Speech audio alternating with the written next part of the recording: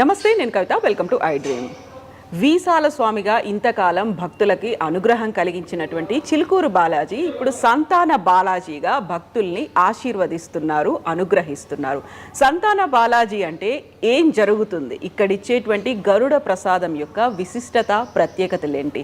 ప్రస్తుతం మనతో పాటుగా ఉన్నారు చిలుకూరు ఆలయ అర్చకులు రంగరాజన్ గారు. రంగరాజన్ గారు, నమస్కారం. నమస్తే. ఎలా ఉన్నారు స్వామి? స్వామి, ప్రతి సంవత్సరం చిలుకూరు దేవాలయంలో బ్రహ్మోత్సవాలు జరుగుతుంటాయి, ఈ విషయం తెలుసు. కాకపోతే ఇక్కడ ఇచ్చేటువంటి గరుడ ప్రసాదం మహిళలకి సంతానాన్ని కలుగచేస్తుంది. దాన్ని మేము శ్రీరామనవమి 2వ రోజు నుంచి మేము అందజేస్తాము అని. గరుడ ప్రసాదం విశిష్టత ఏంటి అసలు? మా దేవాలయంలో ఏ వెంకటేశ్వర స్వామి దేవాలయమైనా, శ్రీరామచంద్ర స్వామి దేవాలయమైనా, నరసింహస్వామి దేవాలయమైనా కూడా స్వామివారికి పరివార దేవతలు ఉంటారు. అనంత, గరుడ, విశ్వక్సేన ప్రభుత్వి దిక్పాలకులు ఉంటారు.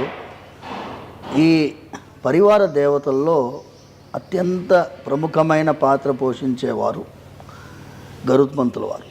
ఆయనకి ప్రియమైన వాహనం.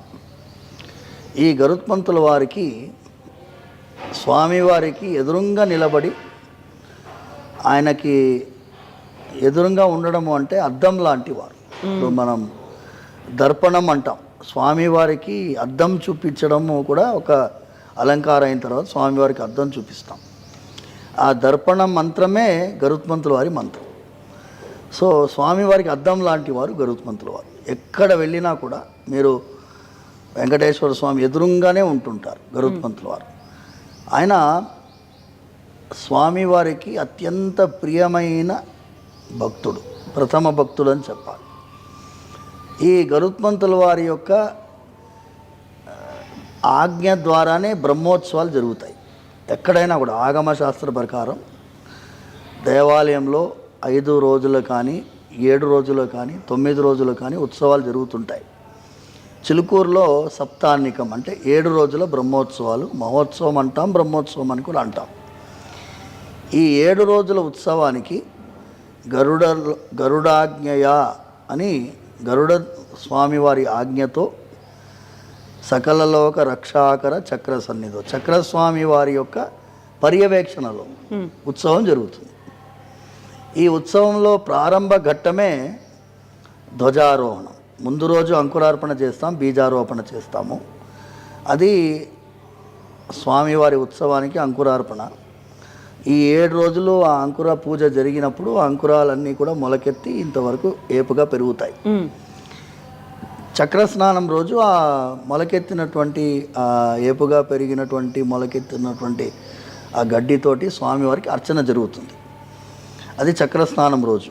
కానీ మొదటి రోజు అంటే 19వ తారీఖు, ఈ సంవత్సరం క్రోధినామ సంవత్సరం ఏప్రిల్ 19వ తారీఖు రోజు ధ్వజారోహణం జరుగుతుంది. ధ్వజారోహణం అంటే ఏంటి అంటే ఫ్లాగ్ హాయిస్టింగ్. మనకి లాంగ్వేజ్లో మీ లాంగ్వేజ్లో ధ్వజపటాన్ని గీసి అందులో గరుత్మంతుల వారు ఎగరడానికి తయారుగా ఉన్నటువంటి గరుత్మంతుల వారిని గీసి ఆదేశం ఇస్తే చాలు అలాంటి గరుత్మంతుల వారిని ఎగరడానికి తయారుగా ఉండే గరుత్మంతుల వారికి కొన్ని లక్షణాలు చెప్పబడ్డాయి. ఆయనకి ఆభరణాలు, కొన్ని సర్పాలు చెప్పబడ్డాయి. వక్షస్థలంలో యజ్ఞోపవీతం, కటిసూత్రం, వాసుకి కటిసూత్రం ఉంటుంది.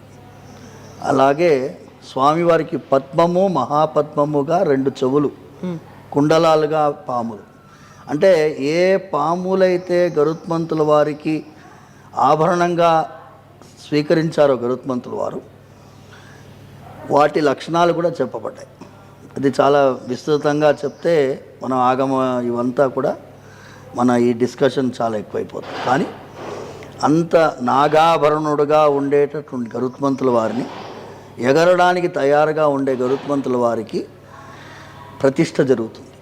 ఆ పటం పైన గరుడ ప్రతిష్ఠ, ఎలాగైతే విగ్రహ ప్రతిష్ఠ జరుగుతుందో అలాగే ధాన్యాదివాసం, అలాగే శయ్యాదివాసం ఇవన్నీ చేసి ప్రతిష్ఠా హోమం చేసి స్వామివారి యొక్క గరుత్మంతుల వారిని ఆ పటం పైన ఆవాహన చేసి ఆ రోజు ధ్వజారోహణం జరుగుతుంది. అంటే పటాన్ని లేపి ధ్వజస్తంభం పైన ఆవిష్కరించడం జరుగుతుంది.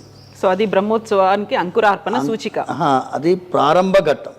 గరుడ పటం ఎగిరేస్తుంది అంటే ఎక్కడైనా మీ దేవాలయానికి వెళ్తే, ఏ దేవాలయానికైనా వెళ్తే మీరు తెలియదు ఉత్సవాలు జరుగుతున్నాయా లేదా తెలియదు అంటే ధ్వజపటం ఎగురుతుంది అంటే అక్కడ ఉత్సవాలు జరుగుతున్నాయి అని సూచన. ఈ ఎగిరేటటువంటి గరుత్మంతుల వారికి ఎగిరవేసిన వెంటనే గరుడ మంత్రంతో ఎగిరవేస్తాం. సుపర్ణోసి గరుత్మాన్ దివంగచ్చ సువపత అని చెప్పి పైకి ఎగరండి, మాకన్నిటి కూడా ఆశీర్వదించండి అని అనుకుంటూ ఎగరవేసిన గరుత్మంతుల వారికి 4 దిక్కులా కూడా నైవేద్యం పెడతాం. ఆ 4 దిక్కుల నైవేద్యం పెట్టేదాన్ని గరుడ పిండం అంటాం. ఆ గరుడ పిండం అంటే పెద్ద ముద్ద అలా పైకి ఎగరేసి మేమే స్వీకరించినట్టు భావించి మళ్ళీ మాకు ప్రసాదంగా గరుత్మంతులు వారు ఇస్తున్నట్టుగా 4 దిక్కుల వేసి ఆ గరుడ పిండాన్ని ఎవరైనా స్త్రీలు స్వీకరిస్తే యా స్త్రీ పిండం అశ్నాతి తా స్త్రీ పుత్రవతి భవేత్ అని ఆగమ సూత్రం ఉన్నది. ఇది పాంచరాత్ర ఆగమంలో ప్రతి ఆగమం ఇదే ఘోషిస్తుంది. అంటే మా చిలుకూరులో మేము పాటించే ఆగమం పద్మ సంహిత.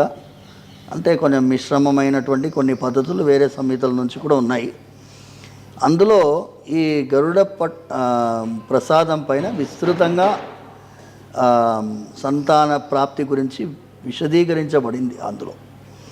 సో అది ఏమైంది అంటే 2001-2002 సంవత్సరంలో వచ్చిన వాళ్ళు ఎవరైనా పాపం అడిగితే ఇచ్చేవాళ్ళు, కానీ ఇది విస్తృతంగా ప్రచారం జరగలేదు. అన్ని దేవాలయాలు ఇస్తారు, గుర్తుపెట్టుకోండి. చిలుకూరులోనే కాదు, ఎక్కడైనా గరుత్మంతుల వారికి నైవేద్యం చేయబడి యాదిగుట్ట ఉన్నది. యాదిగుట్టలో కూడా ఆ సమయంలో ఆడవాళ్ళు ఎవరైనా ఆ ప్రసాదం స్వీకరించినా వాళ్ళకి సంతాన ప్రాప్తి.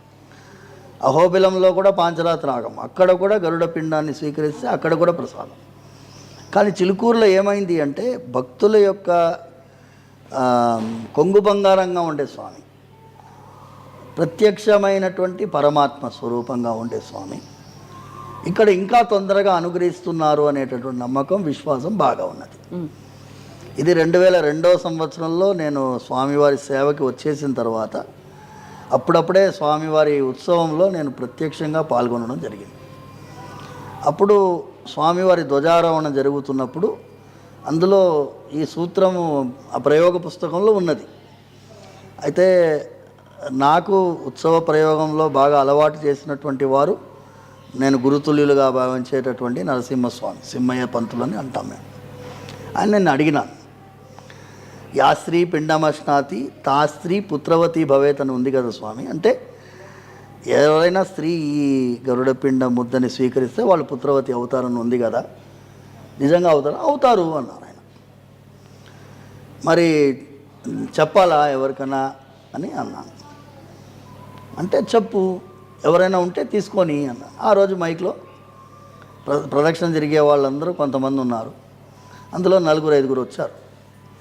వాళ్ళు తీసుకున్నారు, వాళ్ళకి అయింది. అలా ఒకరి నుంచి ఒకరు వెళ్ళి ఇప్పుడు 2002-2003 సంవత్సరం నుంచి ఇప్పుడు ఎంత ఉన్నా 2024 చాలామంది భక్తులకి సంతాన ప్రాప్తి కలిగింది అనేటటువంటి ఒక విశ్వాసంతో వాళ్ళు వస్తున్నారు. పోయిన ఏడాది దాదాపు 3000-3500 మందికి ఇచ్చాం ఒకటే రోజు.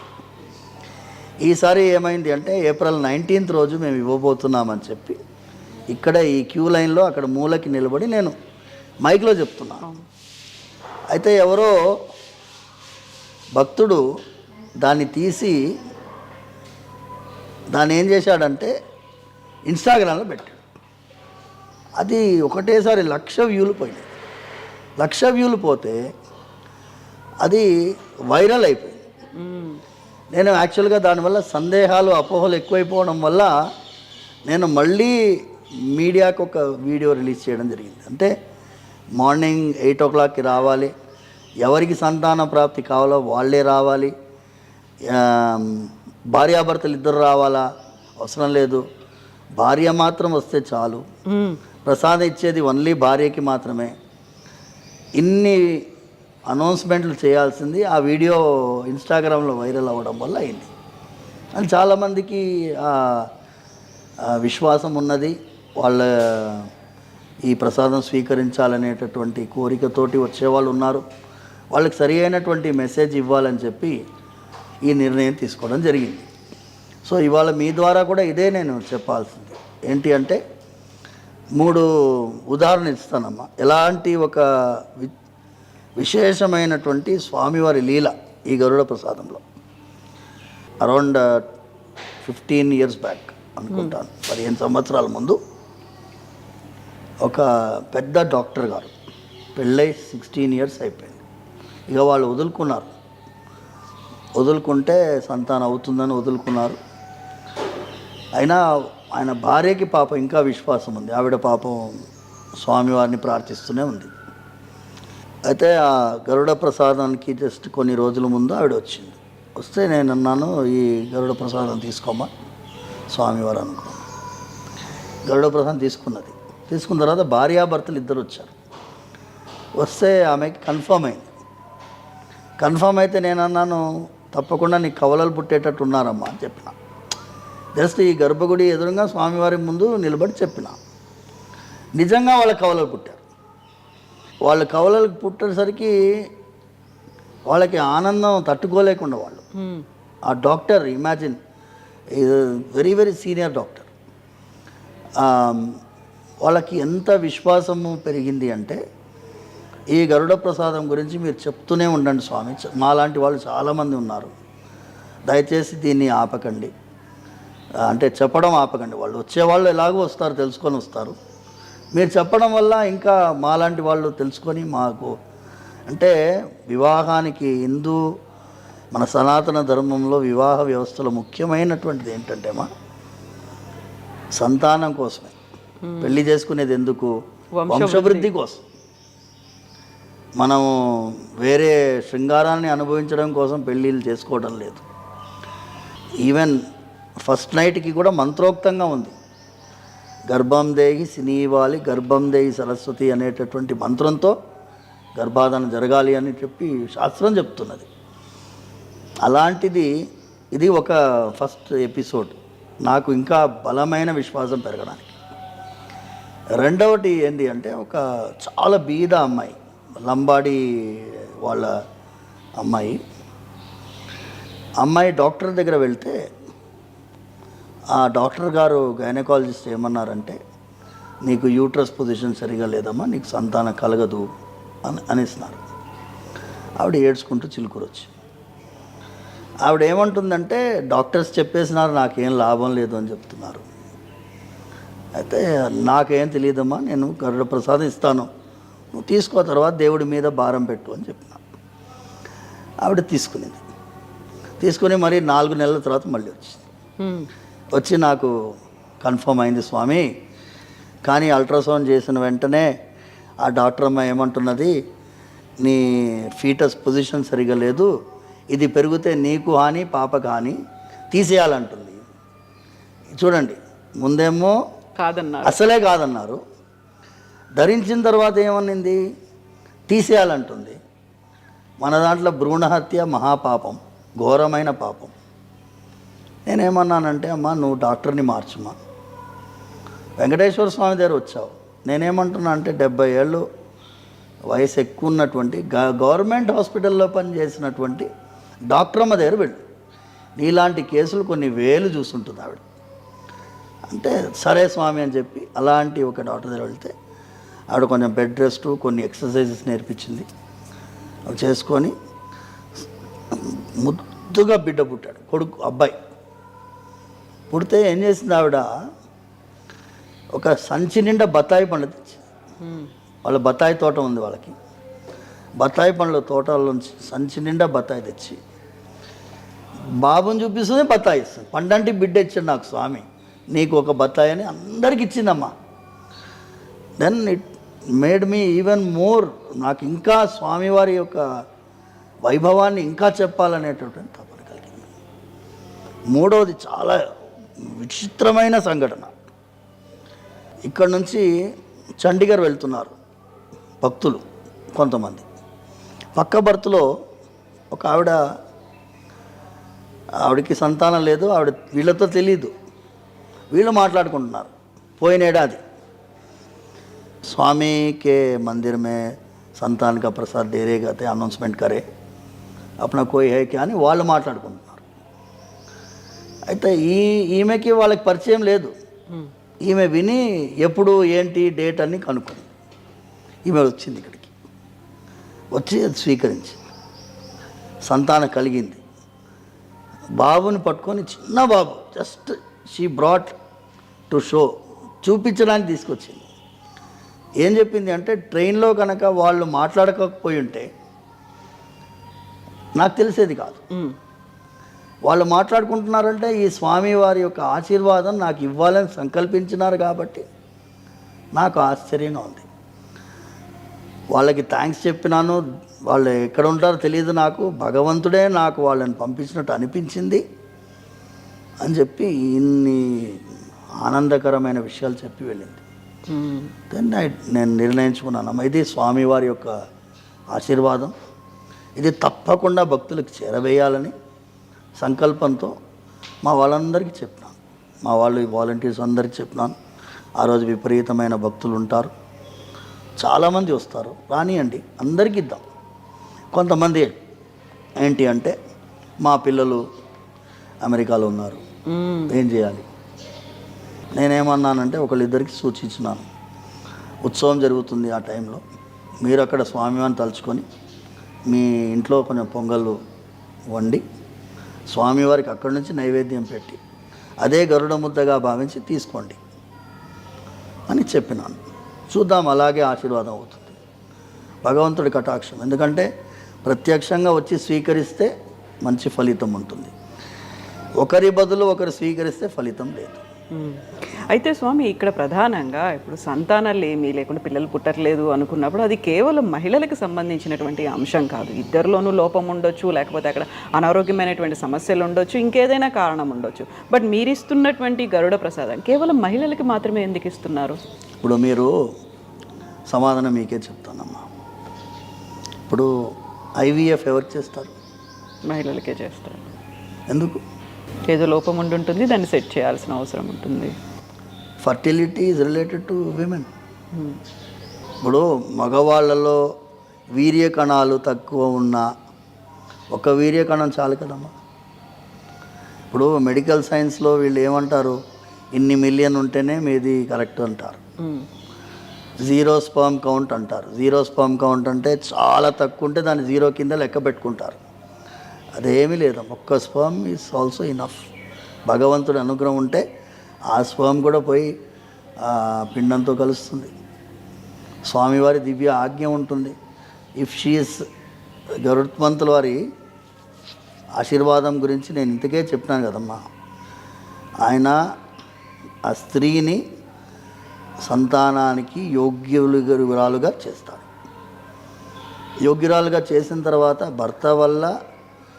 భర్తలో ఉండే లోపాలని కూడా సరిదిద్దేటట్టుగా ఆ యోగ్యత పడిపోతుంది. ఇది ఆశీర్వాదం కదమ్మా. అండ్ ప్రామిస్ ఆఫ్ సంతాన ప్రాప్తి. ఎలా సంతానం కలగాలి? భర్త ద్వారానే కలగాలి కదా. భర్తలో లోపాన్ని కూడా సరి చేస్తారు. ఇది మా విశ్వాసం.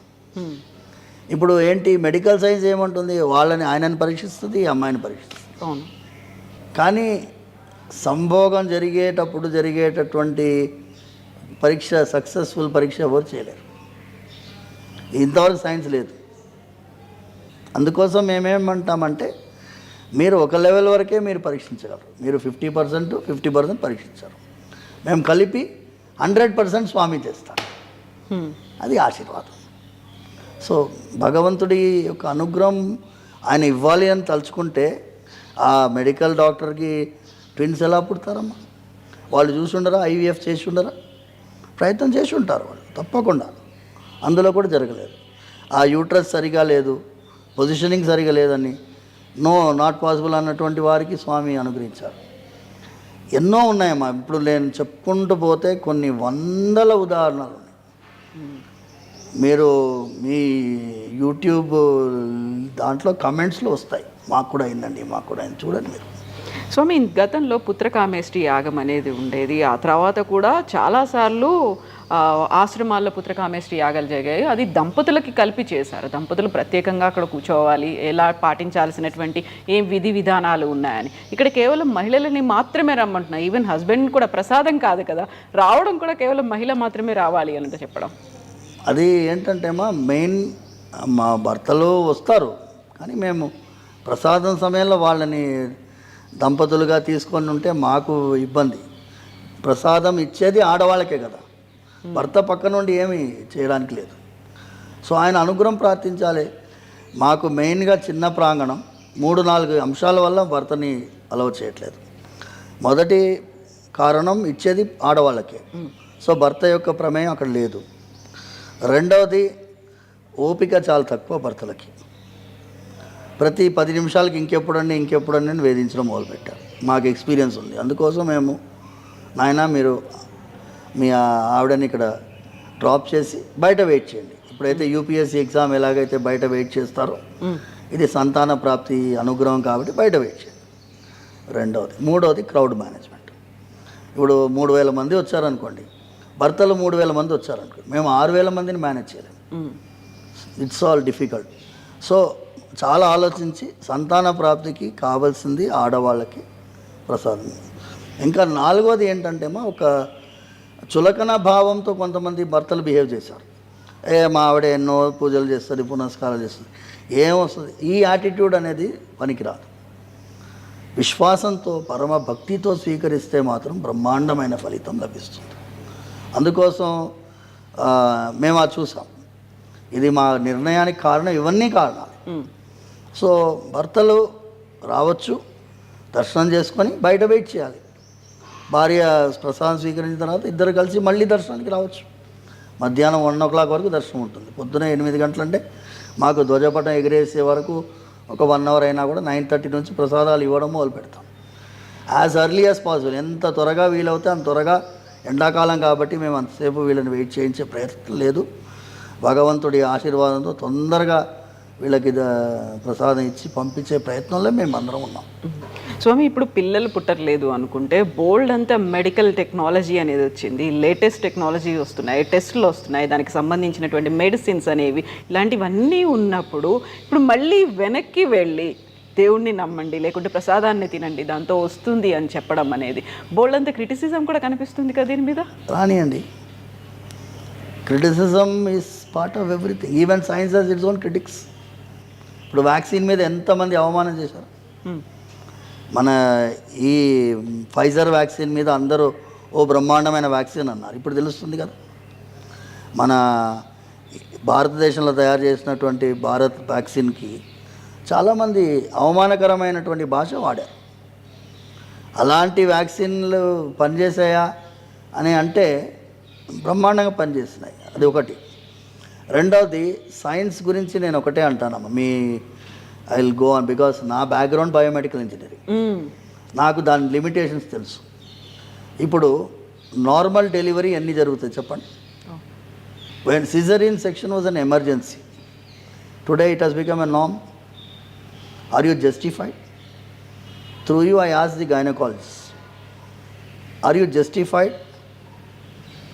యోని అనే ద్వారా బయటికి రావాల్సినటువంటి పిల్లవాడిని మీరు బైపాస్ చేసి సైడ్ ద్వారాను తీసుకొచ్చి ప్రపంచాన్ని ఎలా చూడాలో చూడనీయకుండా ఎంత దారుణం చేస్తున్నారు.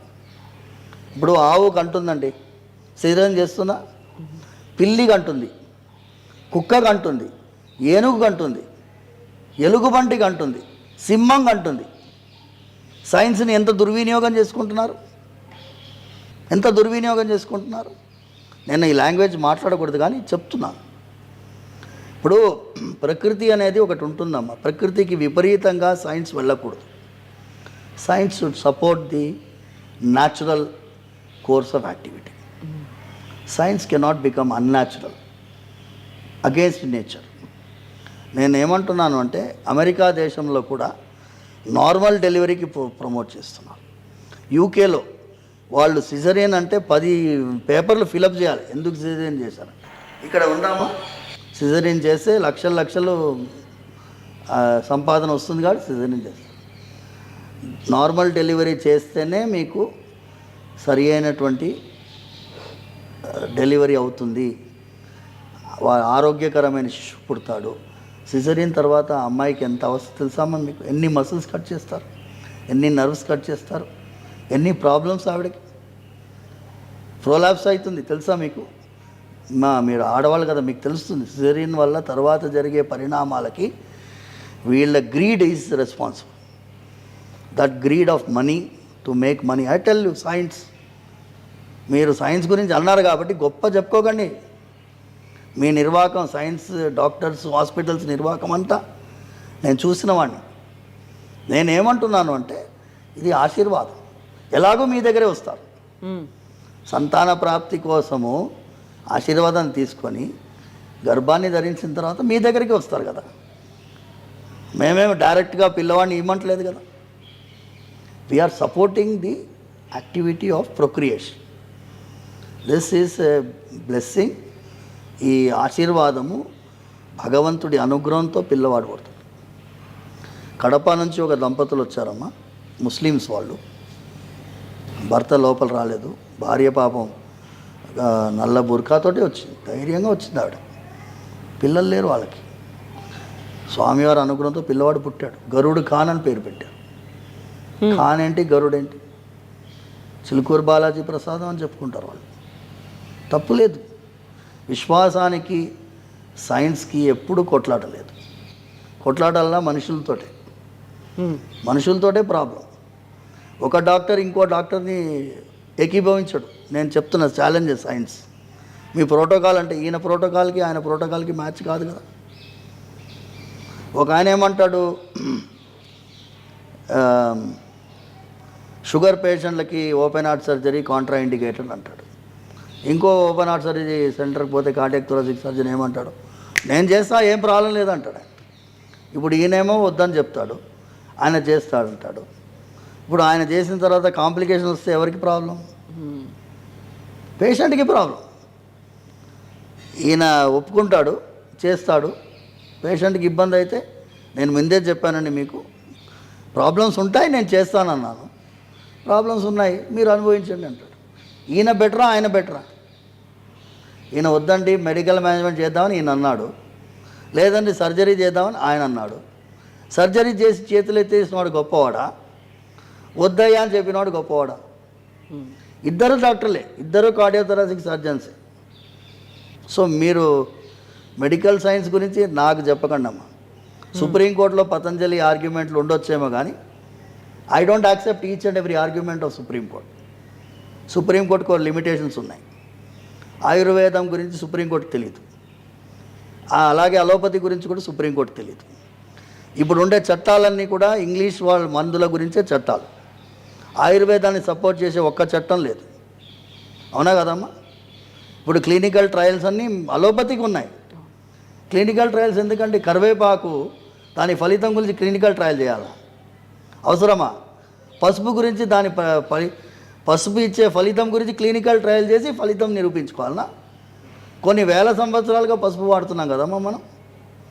చెప్పండి, పసుపు యొక్క గుణాన్ని గురించి క్లినికల్ ట్రయల్ చేసి ప్రూవ్ చేయాలనా? ఇప్పుడు నేను పసుపు ఇట్లా పూసి మీ దెబ్బ తాకితే పూస్తే దానికి ఎందుకు పూసావు, నువ్వు సుప్రీంకోర్టు వాడు నీ మీద ఏమేస్తారు, కేసు వేస్తాడు. పతంజలి చేసేది అదే కదా. పతంజలి చేసింది ఏంటి తప్పు? ఈ అలోపతి డాక్టర్లను నమ్మకండి అని చెప్పినాడు. నేను ఓపెన్గా చెప్తున్నా కదా, నన్ను సుప్రీంకోర్టు లాగండి, I will answer the Supreme Court. Today 90% of the cases in the hospitals, in మన గరుడ ప్రసాదం నుంచి డీవియేట్ అయినాం అనుకోకండి, ఇది దాంట్లో భాగమే. 90% of the surgeries in major hospitals are unnecessary surgeries. అది 30 ఏళ్ళకి నీ ఆపరేషన్ చేసి మోకాలు తీసేస్తారమ్మా.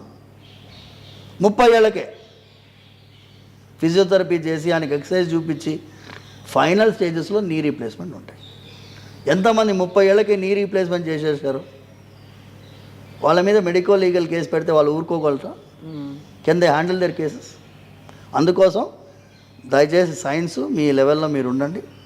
మా పరిధి ours is different domain. We're not coming in your way. ఇప్పుడు మీది మీటర్ గేజ్, మాది బ్రాడ్ గేజ్. బ్రాడ్ గేజ్లో పోయే ట్రైన్ బ్రాడ్ గేజ్లోనే పోతుంది, మీటర్ గేజ్లో పోయే ట్రైన్ మీటర్ గేజ్లోనే పోతుంది, మీరు అందులో పోండి, మేము బ్రాడ్ గేజ్లో పోతున్నాం. స్వామి, మీరు చదువుకుంది బయోటెక్నాలజీ, బయోమెడికల్ సైన్సెస్, దీన్ని చదువుకున్నారు, అడ్వకేట్గా ప్రాక్టీస్ చేస్తారు, ఇప్పుడు చిలుకూరు దేవాలయంలో అర్చకుడిగా ఉన్నారు. 3 డిఫరెంట్ ఫీల్డ్స్, కాకపోతే మళ్ళీ మూడిటికి ఇంటర్లింక్డ్గా మీరు చేసేటువంటి వాదన ఉంటుంది, దానికి కనెక్షన్ అనేది బిల్డ్ చేసి మనకు చెప్తారు.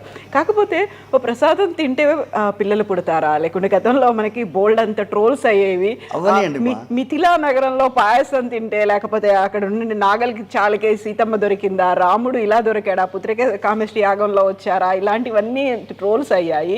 మూఢనమ్మకంగా భావించే వాళ్ళకి, ఇదంతా ట్రాష్ అని అనే వాళ్ళకి, ఇవన్నీ వేదాల్లో ఉన్నాయా, ప్రతిదానికి వేదాలకి లింక్ పెట్టి చేసి చెప్తున్న వాళ్ళకి ఈ క్రిటిసిజం వస్తుంది, దాని మీద అనుమానాలు వస్తాయి, ఇదంతా కాదు అనే వాళ్ళు ఉంటారు. వాళ్ళకి ఏం చెప్తారు మీరు?